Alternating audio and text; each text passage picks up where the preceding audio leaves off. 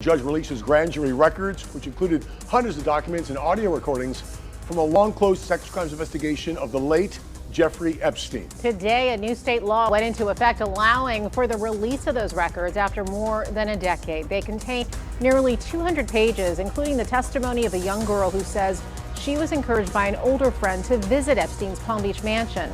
She said she would get money for massages. Good evening. I'm Felicia Rodriguez. I'm Todd McDermott. Thanks for joining us here at 6 o'clock. Our investigative reporter, Terry Parker, has been covering this story since the very beginning. She's been going through everything the judge made public. And Terry, the judge has some strong words for what was found in that transcript. Todd, Judge Luis Delgado says in his order, the details in the record would be outrageous to decent people. And he's talking about the horrifying sexual abuse Jeffrey Epstein committed against underage girls. But also what we can see in what was presented to the grand jury is hard to believe under today's lens. A prosecutor who repeatedly questions the victim witnesses about their own behavior, morals, and motives, and seems to brush off Epstein's horrendous and criminal behavior.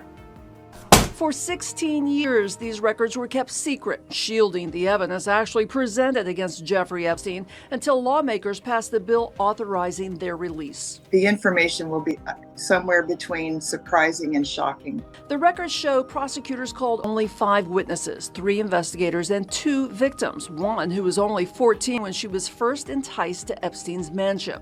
The girls testified how, while they were underage high school students, Jeffrey Epstein paid them for massages but sexually abused them repeatedly, including 2 who were raped. But prosecutor Lana Bellalava quickly moved to questioning the girls as though they were on trial, asking one, "You understand you, in effect, were committing prostitution yourself?"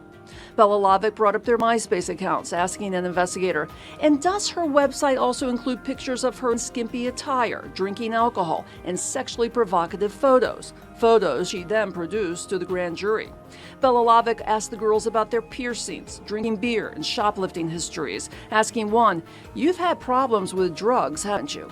When jurors had a chance to question the victim, they seemed to follow Bellalava's lead, one asking, "Do you have any idea deep down inside of you that what you're doing is wrong?"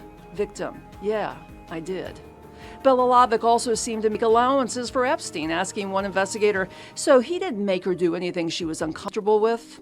One juror did jump in to defend the teenagers, saying, "Perhaps you were too young to be up against a man of that age who had more control over you and that you knew."